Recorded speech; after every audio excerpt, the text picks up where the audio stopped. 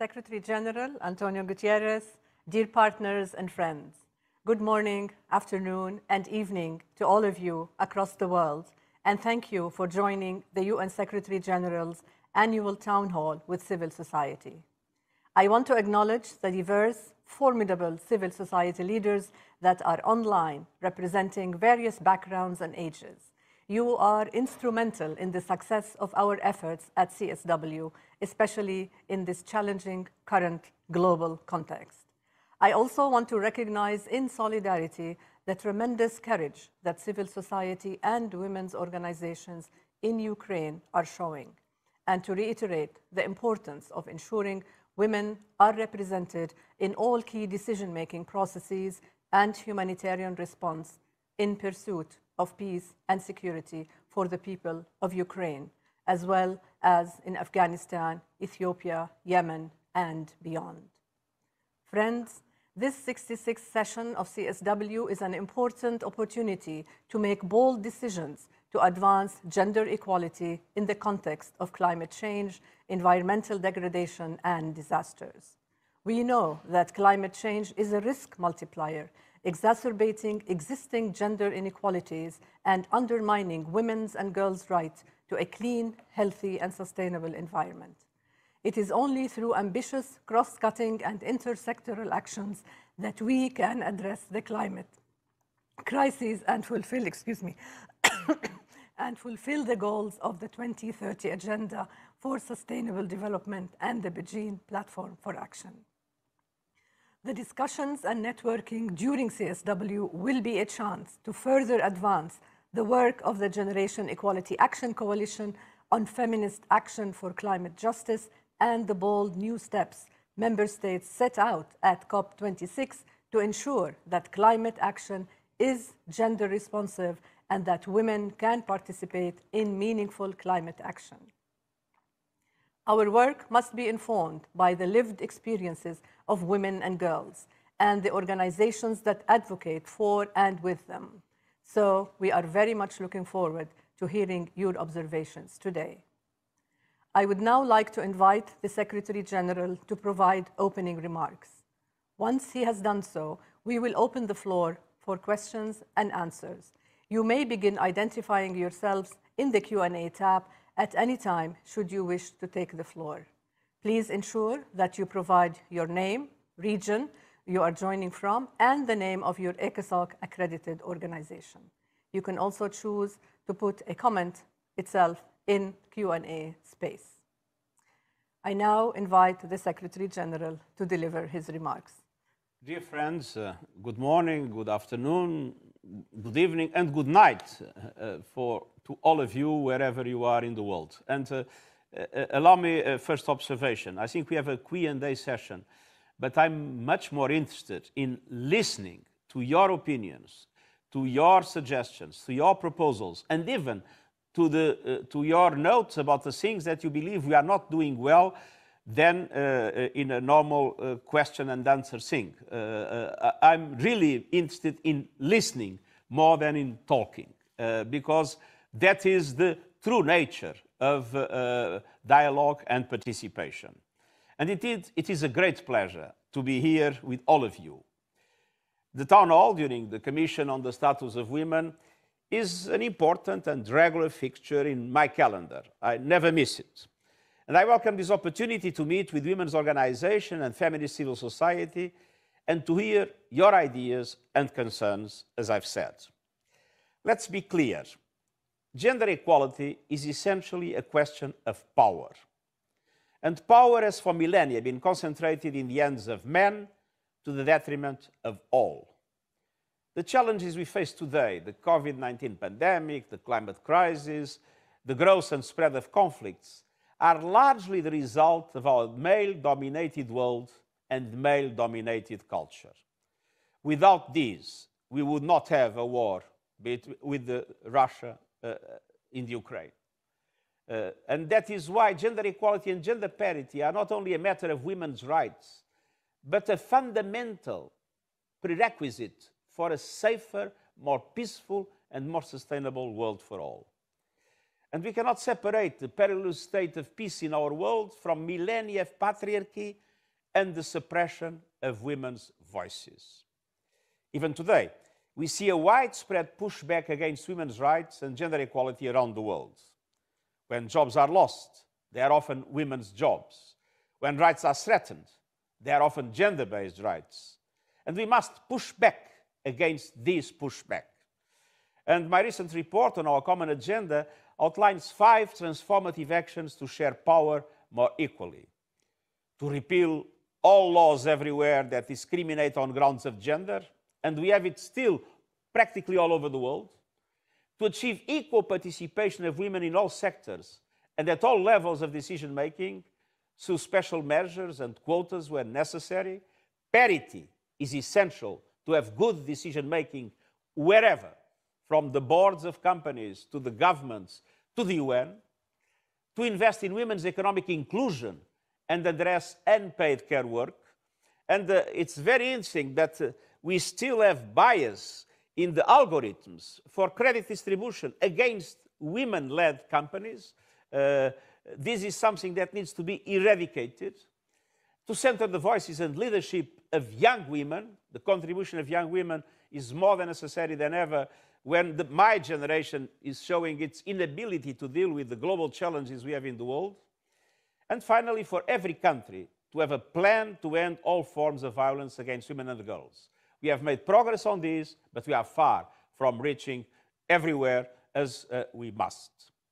And of course, all these must be treated as the emergency that is backed by the laws, policies, and political will needed to achieve this goal. Taken together, the 5 actions I've just mentioned have the potential to radically transform societies and create the gender-equal world we need. Dear friends, this year's Commission on the Status of Women comes at a moment where the world is facing emergencies on several fronts.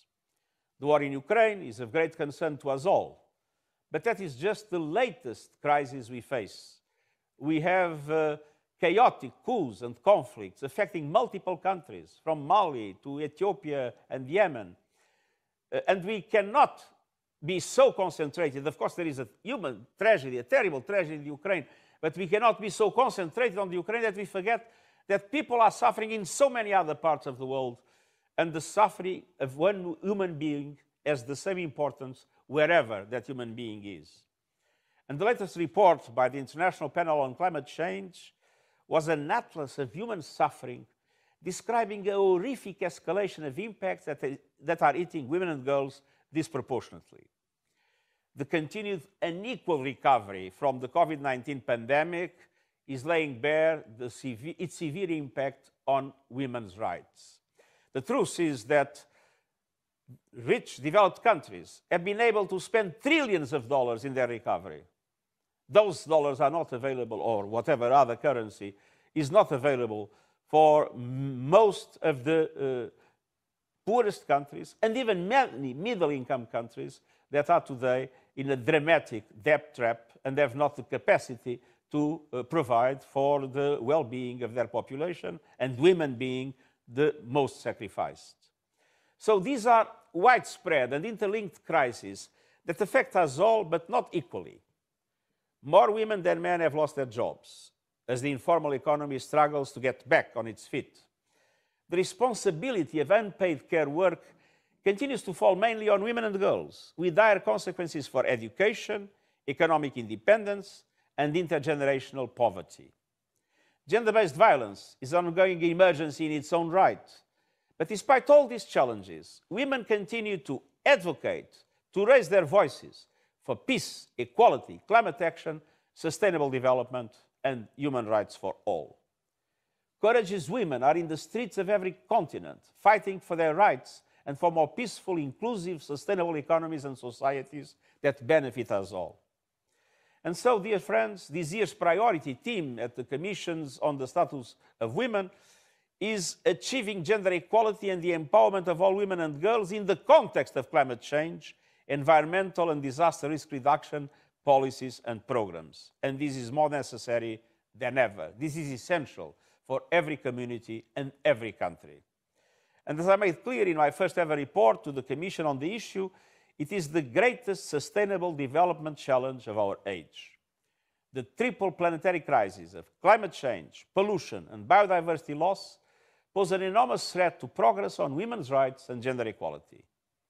Women and girls, particularly in small island developing states, are bearing the brunt of climate-related droughts, landslides, floods, and hurricanes. And the climate crisis is a human crisis and a women's rights crisis. The Paris Agreement is essential to protecting and advancing women's rights and gender equality, and climate action must include investing in women activists, human rights defenders, and civil society organizations. Dear friends, in my recent report on our common agenda, we have set out a series of proposals for a safer, more peaceful, equal, and sustainable world. Member States now will have to decide whether and how to take them forward. But I would like to stress that this is a feminist agenda based on equal power, participation, and leadership by men and women. We have heard overwhelming support for the specific actions on gender equality, and the United Nations will prioritize their full implementation. These proposals are rooted in existing agreements. They build on the momentum and commitments of the Beijing Platform and Agenda and the concrete achievements of the Convention on the Elimination of Discrimination Against Women. And one of the proposals is to renew the social contract, to respond to today's social and economic needs, the climate and environmental crisis, the digital revolution, and the need for gender justice, among other factors. It's long overdue that our social and economic systems take full account of the unpaid care work and informal labor done mainly by women.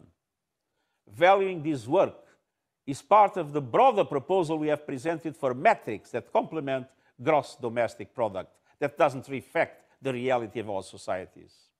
At the global level, our common agenda proposes a more inclusive networked multilateralism based on equal rights and opportunities for all. And inclusivity means full participation in equality by women and men. And the report recommends a new agenda for peace aimed at reducing violence in all its forms, including gender-based violence. And the new agenda for peace calls for women's participation and leadership in all peace efforts, taking the lead from the thinking developed and promoted by feminist civil society around women, peace and security. Our common agenda also recommits to the internal reforms needed to make the United Nations a global leader as a gender-equal organization. We have achieved gender parity among the senior leadership, 190 people, full gender parity 2 years ahead of schedule. And we have sustained and deepened these over the past 2 years. And we have also parity amongst the heads and deputy heads of missions for the first time.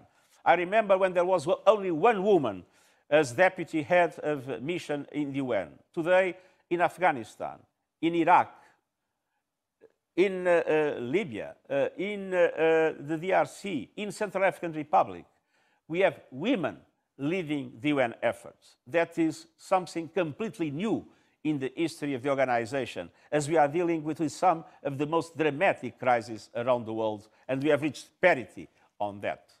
And I committed to achieving this goal across the organization at every level, in every entity, by 2028. But numbers are just one step.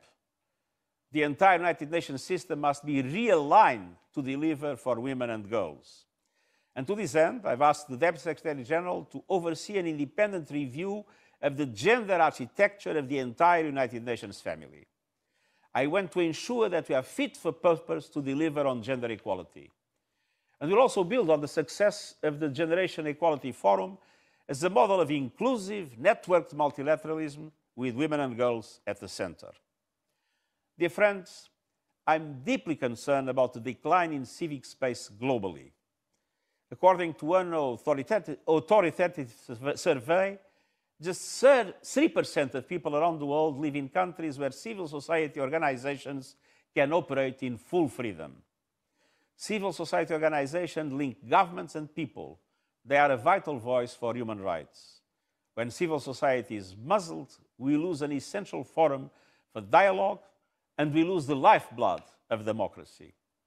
That is why I advocated every possible opportunity for the protection and expansion of civic space. And women's rights organizations, young activists, and women environmental and human rights defenders must be able to play their full part everywhere.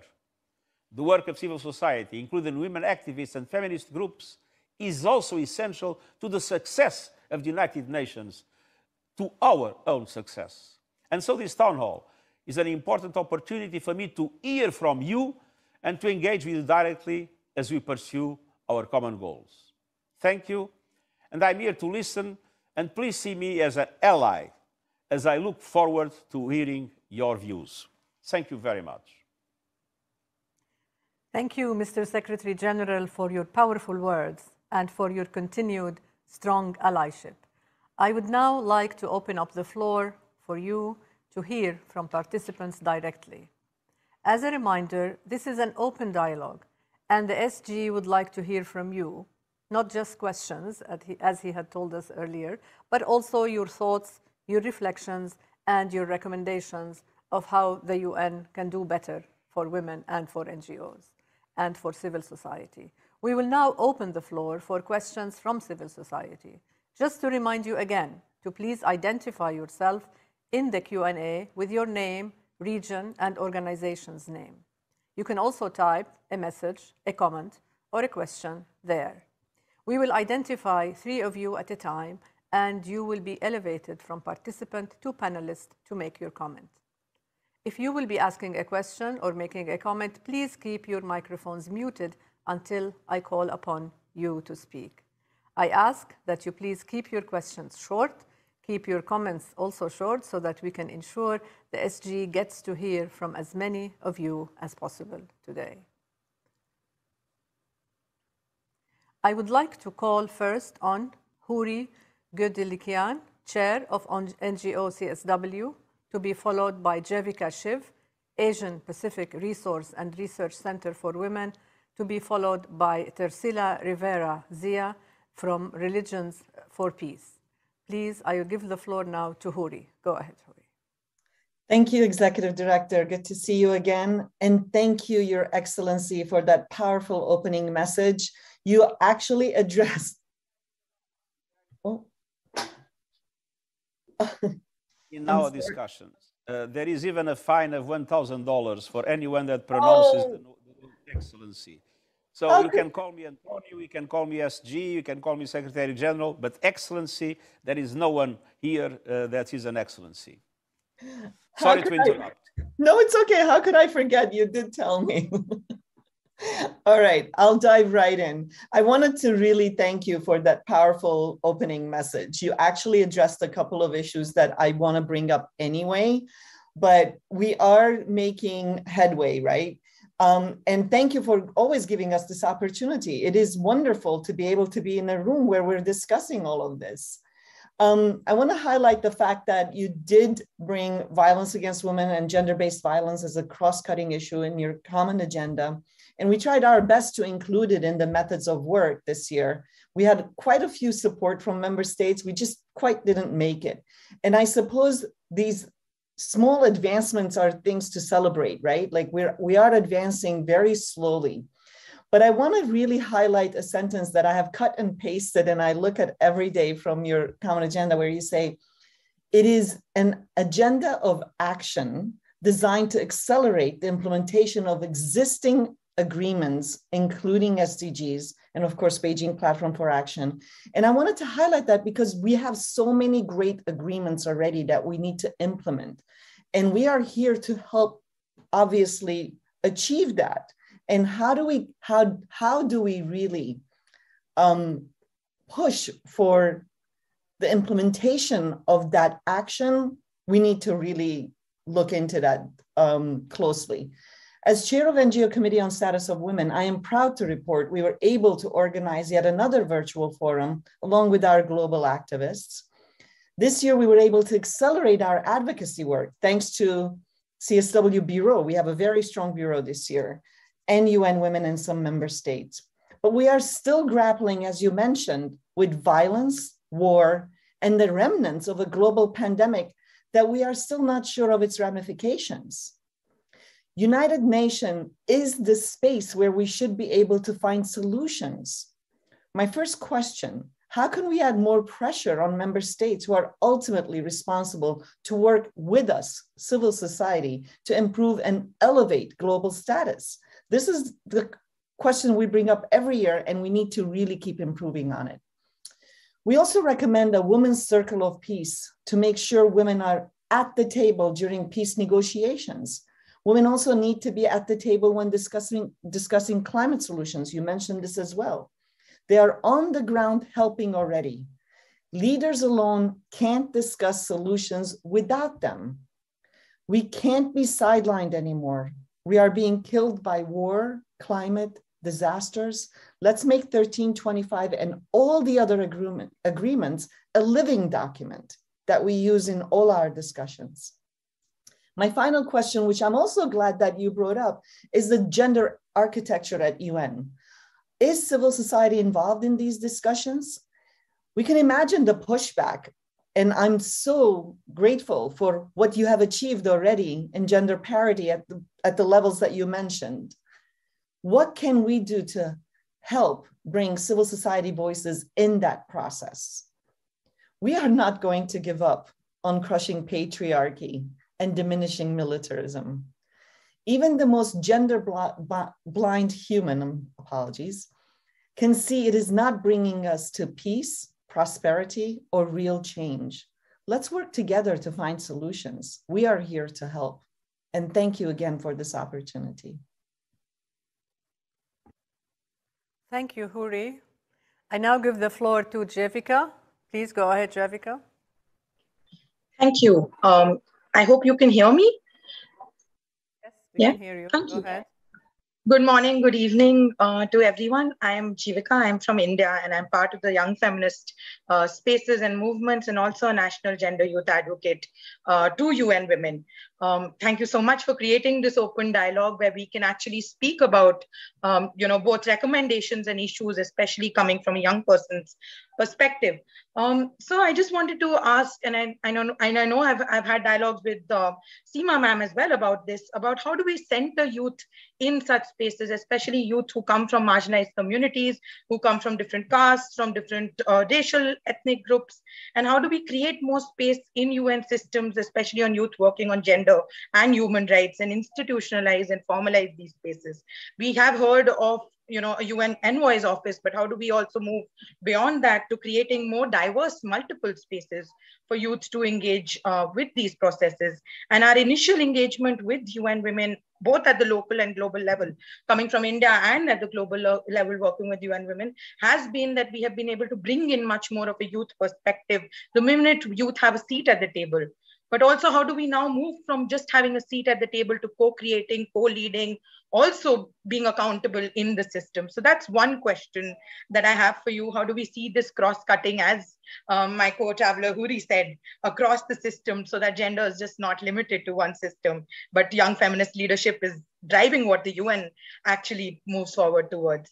And that brings me to my second question, that, both this question of young human rights defenders, especially from the area that I'm coming from, and the question of marginalized groups and marginalized youth, how do we center them in the discourse, especially coming from the women farmers movement in India and from the climate change movement in India? I see that there is a need to center youth in these discourses, especially discourses around the global south and development. So how do we do that from a gendered lens, and what is the vision of the Secretary General's office to actually mainstream and gender young people in this discourse? And also, finally, I would be really happy to share that we have been able to bring 30 global consultations as part of the CSW dialogues, and bring together youth recommendations around climate change, gender, and looking at the and some of us have also engaged with different spaces like COP, like UNFCCC, the SDGs office on climate change. And we hope to see mainstreaming of these agendas in the SDGs.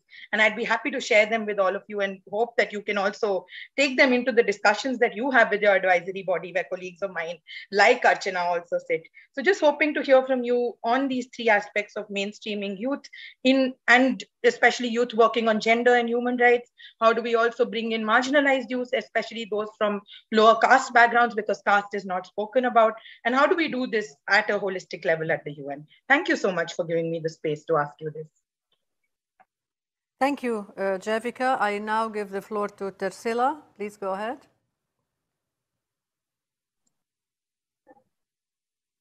Muchísimas gracias, señora directora ejecutiva de ONU. Thank you very much, Executive Director of UN Women. And first of all, I would like to make a plea for peace in the world, Secretary General. And thank you very much for this space.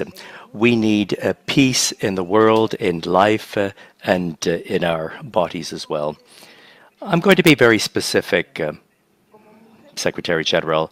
As an Indigenous woman, I'm an activist for the rights of Indigenous women and peoples, and we're going to ask for your help so that in areas where we discuss rights and the eradication of violence, the quest for equality, we could take into account the collective rights of Indigenous peoples and also the rights of Indigenous women, girls and young women.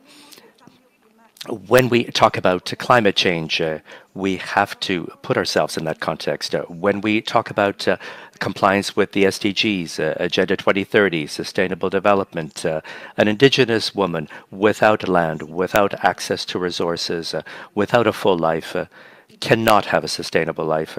And that is why quite simply ask for your help, your intermediation, yourself or UN Women, so that in all situations we can understand that dimension of the collective rights as a people and the individual rights of Indigenous women, because we don't want to continue talking about violence, violations, adolescent pregnancy, land expulsions, or always being mentioned as extreme poverty or described as extreme poverty. We are in a situation of vulnerability due to the impact of climate change or due to situations that are created by other agents.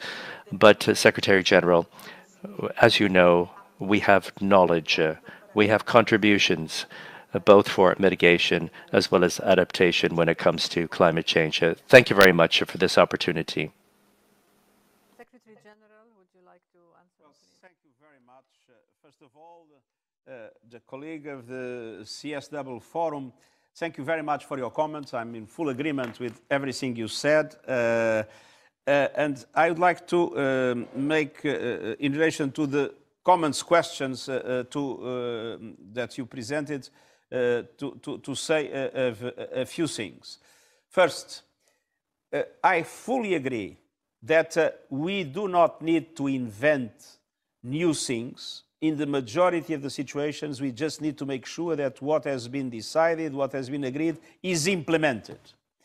And so our common agenda is, we see it as something to boost the implementation of the kind of agreements that we had, from Beijing to climate, to Paris Agreement, to the SDGs, and we could go on and on, to the human rights conventions, and the call for human rights that I made. What is clear is that in most of these areas, we are not moving ahead, we are moving backwards. We are moving backwards because of the circumstances. I mean, we live in a world that is systemically unequal. I mean, all the rules of our economic system were defined by rich countries to the benefit of rich countries. And so the present situation is increasing dramatically inequalities.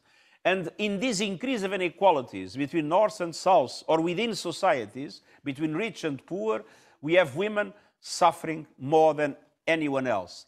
And so we need to recognize that what we have achieved is suffering a pushback by the circumstances, by the systemic problems of our societies, and pushback by the political will of authoritarian regimes and others that take profit of this situation to stifle, to try to shut up the voices and the organizations of civil society. So we need to push back on the pushback, and we need to make sure that we launch with the common agenda a way to revert this backwards trend that we are having at the present moment. And this is indeed our philosophy. And we believe the gender question is essential. Because one of the reasons we are where we are is because, as I said in my intervention, we still live in a male-dominated society. I mean, G7, 7 presidents or prime ministers, all men. G20, 20 presidents or prime ministers, all men. What can you expect of a body of decision in which women are not represented? Can we expect balance? Can we expect equilibrium? Can we expect diversity in the different contributions? Of course not. And this is this male-dominated world we need to fight against. Because it's very important to support civil society in all its aspects. It's very important to do everything you can in the UN. But I repeat, this is a question of power, and power is never given. It has to be grabbed. And there are some innocent men that are allies in this. Use them. I try to be more feminist as much as I can. But use some men that have understood that this is what leads to wars. I mean, this is what leads to inability to distribute vaccines equitably. This is what leads to the inability to, have a clear commitment to fight climate change. Is because of this male-dominated world. And so, we need to fight. And you can count me as an ally in relation to the civil society struggle in the very difficult circumstances that we face. And that is why we are creating now a focal point in all departments to be able to give the civil society more direct forms of intervention in the processes that take place in the UN system. So all departments will have a focal point, and the focal point will also be committed to support civil society in the developing world. Because, in many developed countries, we have very strong organizations of the civil society, NGOs that have a lot of impact in the global discussions. But, we need to have those that represent the civil society in Africa, in Southeast Asia, in Latin America, to have a much stronger role, because they are the ones that are suffering more the consequences of the kind of inequalities that I have described. And so we are totally committed to move in that direction. And the same applies to youth. And I want to thank Ms. Jessica for her words. You speak so quickly that I'm not sure I was able to capture everything. Ms. Jessica. So if I don't respond effectively, I apologize. But we had in the public sphere until now 2 times. 1 time or 3 times. 1 time was where people wouldn't care at all about the role of youth in the public sphere. Then there was a 2nd time in which people understood that, leaders understood that it's better to take the youth into account, and so they established mechanisms of communication and propaganda to the youth. The 3rd moment, at a certain moment, they understood that this was not working, and so they created mechanisms to listen to the voice of youth in some fora that usually were marginal in relation to decision-making processes, but at least there was this impression that people were listening to the youth. Now we need to move into the 4th phase, and the 4th phase is where youth effectively participates in decision-making processes. And that is why we want in the UN, we have, as you mentioned, our special envoy. She has been doing a fantastic job, but now we want it to be embedded in the UN work. And that's why we want, because the youth appears as a kind of a peripheral aspect of the work of all the different areas of the UN. Now we want to have a UN office for youth that is concentrating on making and creating the conditions for effective participation of youth in the decision-making processes of the UN and to influence member states to move in that direction. And we will be doing everything we can in this regard to put pressure and use the Human Rights High Commissioner to put pressure on the protection of young women, human rights activists, and to put pressure on states. And that was the other question that was asked, how to put pressure on states. I think to put pressure on states, we need to build coalitions of the willing. We need to see who in societies and who in the international community can be allies. And we need to aggregate them. We need to coordinate them. And we need to make them have a stronger voice in the context of, namely, the countries where we still have a very strong patriarchal mechanism of decision. And it's amazing how we can find allies and how we can federate them when we really are committed to it. We see it in the civil society. We are starting to see it in some areas of the private sector. And we see it in many people involved in politics that now understand that parity is an essential element for good political direction. Now, I would like to thank Mr. Silla for her plea for peace, and to say that we have unfortunately not yet stopped an historic trend of sacrificing indigenous peoples to the so-called progress or modernity. I mean, look at the past, what has happened I'm in the United States, what has happened to indigenous communities in the United States, what has happened in Canada, what has happened in Australia, what has happened in many other countries around the world. Unfortunately, what we are seeing now is that now that we all pretend we are civilized, the same pressure on indigenous populations is still taking place to clear, like some like to say, to clear some areas for progress, for investment, for whatever, not taking into account the fact that the indigenous communities are today, where they still prevail, the best allies of climate action. There is no meaningful pollution in areas where indigenous communities prevail. There is no emissions of meaningful emissions of carbon in those communities. There is no biodiversity loss in those communities. And so those communities need to be seen not as something that needs to be sacrificed for an old vision of progress, but an essential element in the construction of a new vision of progress.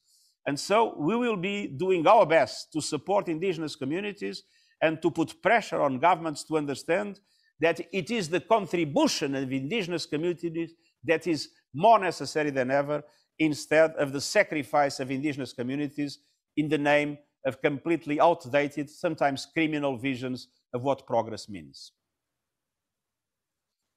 Thank you. Thank you very much, Secretary General. I would now like to call on the three next speakers, Antonia Kirtland from Equality Now, Suli Mwajra, Outright International, and Erin Harden from International Disability Alliance. Ms. Antonia, you have the floor.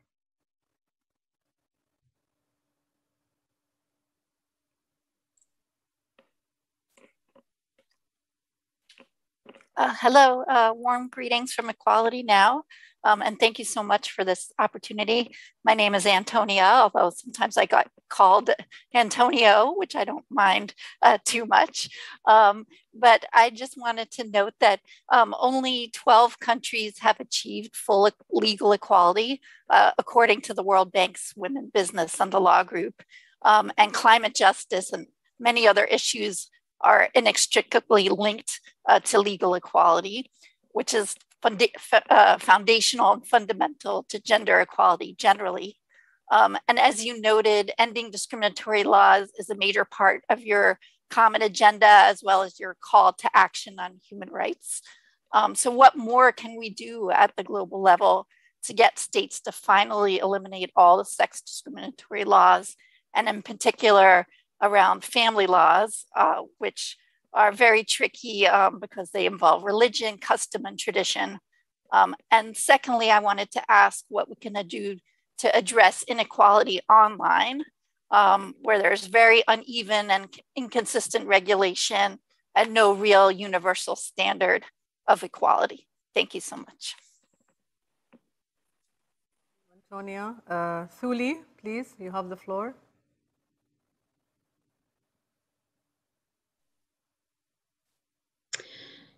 Good afternoon. My name is Tulim Dwache from Inclusive and Affirming Ministries. ECOSOC is Outright International.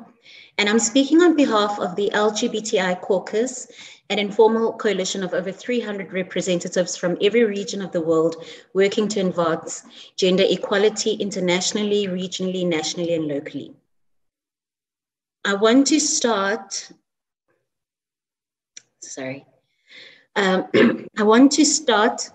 to thank you, Secretary General and UN Women, for holding this town hall today during CSW66.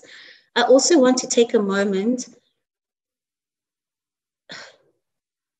I also want to take a moment in solidarity with all of those who are being affected by conflict in Ukraine around the globe right now.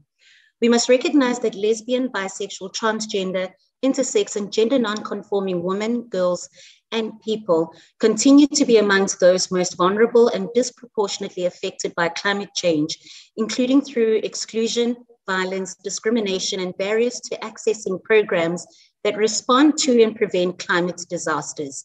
Therefore, all strategies addressing the climate crisis must be gender just, human rights framed, and transformative to promote gender equality as outlined in the Beijing Declaration, and must leave no one behind and tackle the structural causes of inequality and marginalization affecting all women and girls. We are in an important moment where we are first discussing climate change at CSW at the Agenda 2030 Decade of Action and seeing your work for our common agenda. We understand that no real change can be made when some populations are left behind. In that light, what can the Secretary General's office and the UN as a whole do to ensure that everything in building back better agenda and climate action responses are inclusive of all, and more specifically of the lesbian, gay, bisexual, transgender, intersex, and queer communities? Thank you. Sorry, do you mind your last phrase? The common agenda to be inclusive of all and especially of? That is inclusive of all and more specifically of LGBTIQ persons. Okay, very well. Thank you. Secretary General, the floor is yours. Well, thank you very much. From Antonio to Antonia. You mentioned the aspect of religion and the questions of family laws. And I have to say that there is a lot of work we all need to do in dialogue with religious leaders. I am Catholic. And when I read the gospel, I see clearly a perspective of gender equality. And the episode of the adulterous woman is typical because when Christ said, "Those that have the conscience clean will throw the first stone," and as there were men around, which means that the adultery by a woman has the same value as the adultery by a man. So this is completely revolutionary in the culture of those times. I mean, and indeed, we have in several religions a confusion in the way religious leaders act today between what are the core principles of the religion and what are the things in which the religion is adapted to the specific circumstances of the societies at that time. It's very interesting to see that, for instance, when we look at Afghanistan and we look at many of the rules that the Taliban tried to impose, they have nothing to do with the Quran. They have all to do with the traditions of that people and the extreme male chauvinism of the Afghan society since many centuries. So we need to engage with religious leaders, and we need to, in that engagement, and of course the Catholic Church has this problem that women are not yet sacerdotes, which means that we have no bishops that are women in the Catholic Church, and we have no chance to have a pope that is a woman. But in other religions, things are different, and you have women and men. But we need to really discuss seriously with religious leaders, because there is nothing in the core of religious principles that is against gender equality. And so to invoke religion against gender equality is something that is totally unacceptable. And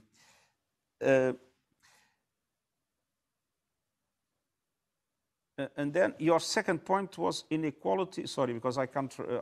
My hand is not. I can't. Inequality. Antonia, do you mind please coming back? Your second point was how can we address inequality online, the violence and discrimination? Online. That's it. I wasn't able to read online. I think that we have one serious problem there. Power relations that have been slowly evolving in favor to women during at least the last century, there is a risk of revert those power relations because of the technological sectors and the digital world. Mm-hmm. We still have a male-dominated presence in the universities, in engineering courses, in technological courses, and in scientific professions.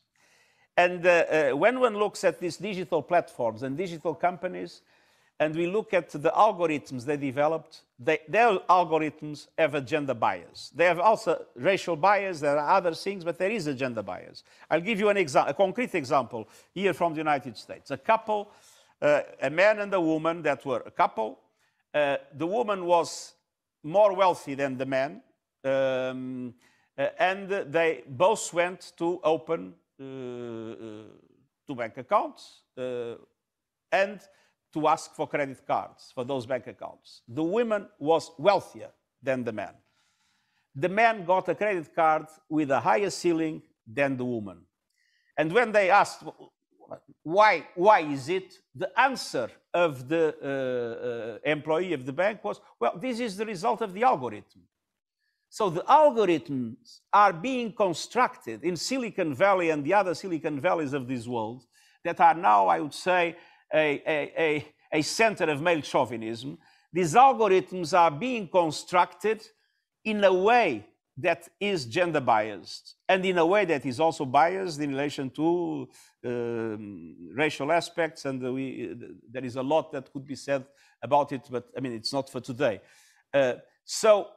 We need to have more and more women in technological professions. We need to have more and more women in the engineering schools and in the scientific centers.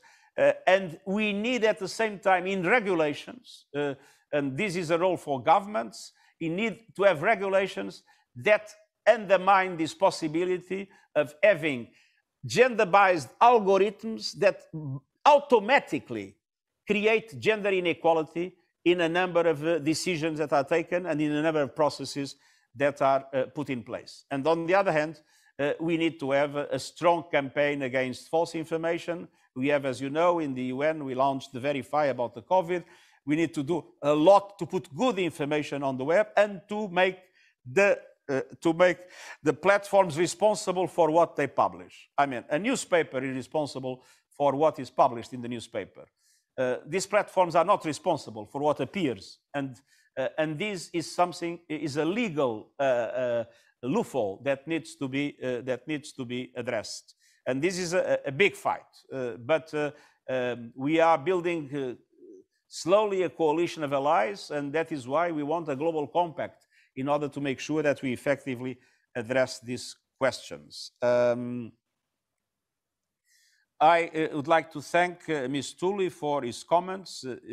There were more comments than real questions, but what for me is clear, when one looks at climate change and when one looks at the transformative policies in relation to gender in the context of the common agenda, I think what makes the common agenda, and sorry to say that because I was largely involved in it, what makes the common agenda particularly interesting is the holistic vision of these things. I mean, we cannot look into climate action without looking into gender equality. We cannot look into the reform of the financial system without looking into gender equality. We cannot look into the global public goods, health, education, social protection, without looking into gender equality. So gender equality is something that in the common agenda, independently of the specific actions that I mentioned, the 5 points, is something that permeates all the different proposals in all different sectors, because we sincerely do not believe that with male-dominated structures, we will be effective against climate, we will be effective against inequality, we will be effective in peace promotion, we will be effective in mediation. And obviously, one of the things that was mentioned by one of the friends is that women have still a very small role in mediation. We are working now in helping the networks of women mediators, namely in the African context, and in our own mediation teams and in the mediation, the high-level panel on mediation, we have gender parity, and we are doing everything we can to make sure that that translates itself into an effective presence of women in peace processes. But there, I must tell you, in many of these crises that we are witnessing, there is a huge male predominance, and that is the reason why these crises are almost impossible to solve, and they go on and on and on and on without an effective solution. When we mean inclusive of everybody. We mean no discrimination in relation to anybody. And of course, this includes the LGBTIQ+. We have inside the UN, we have a group that is particularly engaged in these issues. There is a very strong dialogue between the UN management and this group. And I believe that if you look at, for instance, the last survey that we had for the UN staff, that I believe it was entirely correct in relation to the adequate treatment of questions related to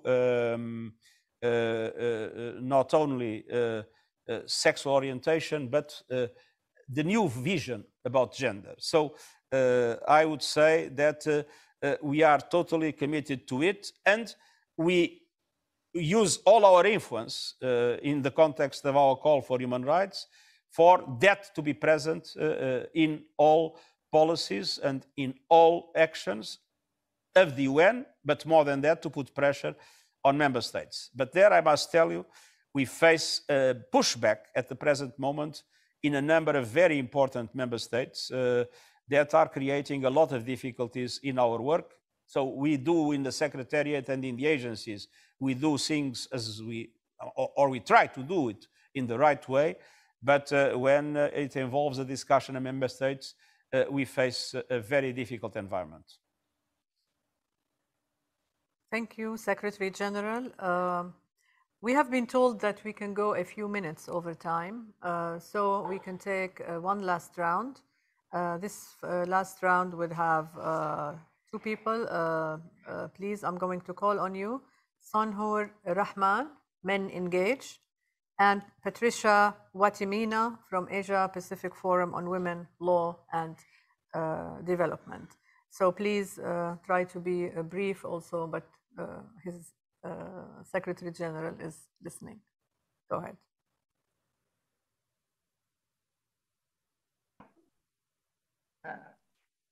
Hello, Secretary General. My name is Sanhur Rahman from Bangladesh, working with Men Engage Alliance. So I want to thank you for your establishment of the Youth Advisory Panel for United Nations to tackling climate change. So what do you think that member state can establish that kind of advisory panel to ensure not only meaningful participation, also leadership, ownership to tackle climate crisis? And what is your thought to ensuring young people's, especially young women's participation in the negotiation process? Thank you. Thank you. Patricia? Thank you so much, Shima, and thank you so much, Host Secretary General. Yeah, I'm Patricia Watimena, and I'm with the Asia Pacific Forum on Women, Law and Development. I have two concrete points here. I'm calling in from New York. I hope you can, am I audible? Are you okay? You can hear me okay? Yes, we hear you very well. Thank you, thank you. Yeah, I'm calling here. Please speak slowly, okay? Because the sound is not fantastic. Okay. And I want to be able to understand everything you say. Thank you.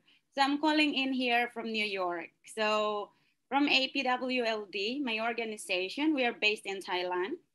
There are a team of two. We are coming here despite all the uncertainties, months of uncertainties about the participation during the CSW66. Just last Saturday, we got your letter saying that finally CSOs can enter the UN again. So for us, this is something that is very concerning because this is exactly one of the ways how a lot of organizations, women's organizations in the global south, especially our women from the community are not able to come here at the CSW. We are really seeing CSW, you know, as a critical space for us, especially as it is taking forward a very, very critical issues. We are talking about climate crisis. And as we are talking about the climate crisis here, the global negotiation is ongoing. Our women on the ground is really living the climate catastrophe. That's their daily reality. So that is something that we feel we want to express with you. And then now there is an access to the UN building, but with this, we want to chat with you and then also, of course, UN Women. As the daily proceeding continues, and especially the negotiations, we would want to see that from tomorrow, we would have official information and then clear information also from the UN regarding our participation in the negotiation, especially as an organization with EXOC status.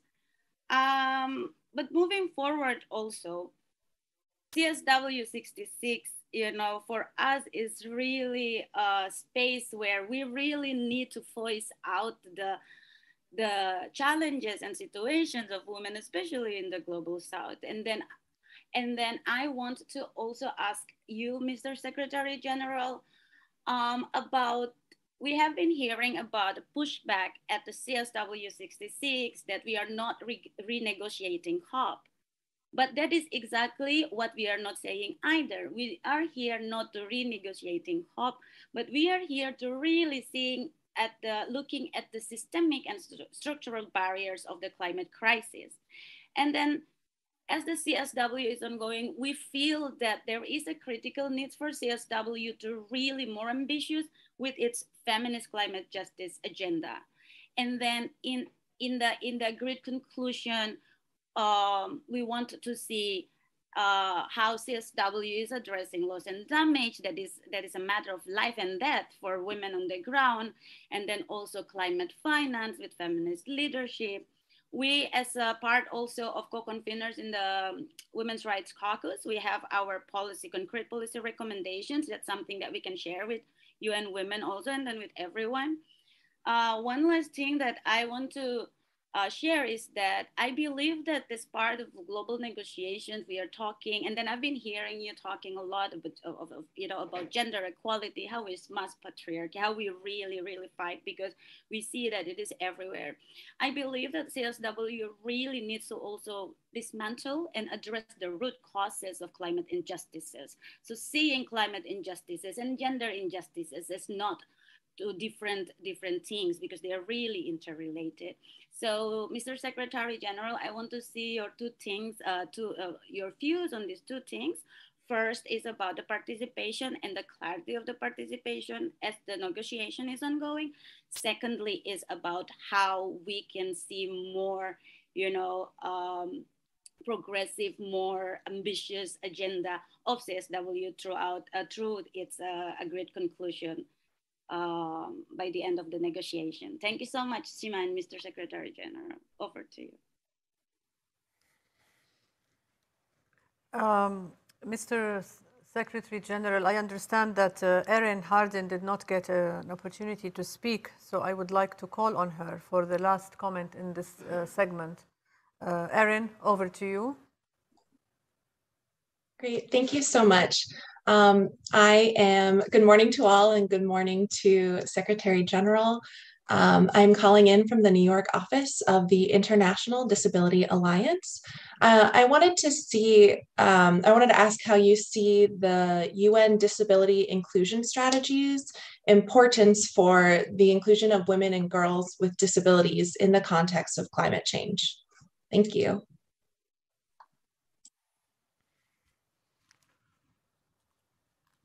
Secretary General. Thank you very much. First of all, to Sonur. How can we have young people in decision-making processes? Well, we are doing a large effort. That is the reason why we are creating the office. So we want, through the office of youth office, we want to create channels, the office being active in all activities of the UN. We want to create channels to organize the participation of young people in the different aspects of the action of the UN. But obviously there is a central question here, which is some governments are already understanding that they need to have young people in political positions, that they need to have young people in decision-making positions. And that is what is more complicated with UN rules and regulations, but I'll be doing my best to really shake those rules and regulations. I've been trying to shake them in many aspects, but we have a very conservative approach when we deal with, the member states in relation to those questions. But indeed, one thing that is vital is to have in the political organizations and in the different civil society organizations, young people in their leadership groups, because without it, just auscultation is not enough. That's what auscultation was, the third phase. We need to move into the fourth phase, which is effective presence of young people where decisions are taken. Now, dear colleague Patricia, I'm fully in favor of the largest possible forms of participation in the CSW. And of course, there are a number of political questions within the UN, but as a general principle, we are interested in the maximum form of participation. And we believe that in relation to climate, I'll give you an example. Today, all UN staff, male UN staff, refuse to participate in panels when women are not present. So we are putting pressure for the organizations in which we are part to make sure that there is effective women presence in the activities in which we participate. But there is a long way to go in relation to, I would say, only 15% of ministers of environment in the world are women. So this is a battle, a battle in every society, in every country, to make sure that we have women in positions of power in the questions related to climate. And we'll be doing everything we can to support it. Now, I have to say that one of our biggest concerns in relation to what Ms. Erin has expressed, one of our biggest concerns is how to make the world understand that the question of people with disability is not a minor question, a peripheral question. We believe there is more than 1 billion people, and that, as problems of disability. And if you take the families of these people, we are dealing with something that really affects a large part of the world's population. And so the question of how to ensure that people with disability can fully participate in the labor market, in the political processes, in the UN, different organizations, is a central question.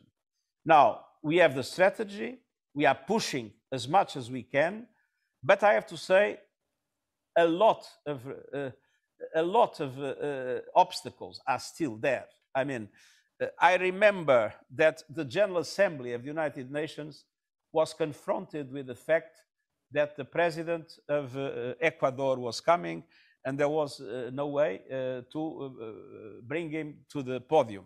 So finally, we did what is necessary, and now we have conditions for access to the podium. But just to say that we need to put these questions in the center of those that do urban planning, in the center of the concerns of those that do construction of whatever kind of equipment in whatever place. We need to look into these in relation to policies of research of different kinds of things, from the digital world to the automotive world to all kinds of other aspects of human activity, to have equipment and to have processes in which people with disability can fully participate. This is a central question, and I would lie if I would say that we have done enough. We are far from doing enough. And even in the UN, this has not yet received the full priority it deserves. And I will do everything I can in the second mandate to make sure that we really bring this into the front line of our activity. But I have to apologize. We did not do enough in relation to this in the first mandate, but we were probably not sufficiently aware of the level of obstacles that exist, physical obstacles, but psychological aspects and political obstacles. But now I think we have a more clear perspective, and I think we'll be able to fight in a more effective way. Thank you, Secretary General, for joining us today and for your strong and very clear support, as well as the priority you continue to place on engaging in dialogue with women's civil society organizations and in also engaging with them on the many issues that the UN is close to the heart of the UN, but also close to the heart and the work of civil society. I know that we have not been able to get all of the questions today, given the limitations of time, although we took some time, a bit more time, and we thank you for that. But in line with previous years, UN Women will compile all comments and questions submitted to share with you, and we will then circulate your responses in writing to all our network of ECOSOC accredited NGOs. So let me hand back over to you, SG, for your final words. Well, my final words are very simple. I mean, this is indeed a question of power, so we need to fight. And we need to use all possible instruments to break the coalition that is there to maintain a male-dominated world in a male-dominated culture. And we need to fight in all sectors. And we need to dismantle all obstacles. And we need to raise our voices clearly in all circumstances and to support those that risk their freedom and their life because they are not able to raise their voices freely in the countries where they work. They will need to have our full solidarity and our full support. Thank you very much to all of you, and good success in all the activities of your different organizations, because we have a common objective, a common cause, and we are still far from winning, but we will be united, making progress as quickly as possible. Thank you very much. Thank you, Secretary General. Thank you. Thank you all, dear friends, and goodbye.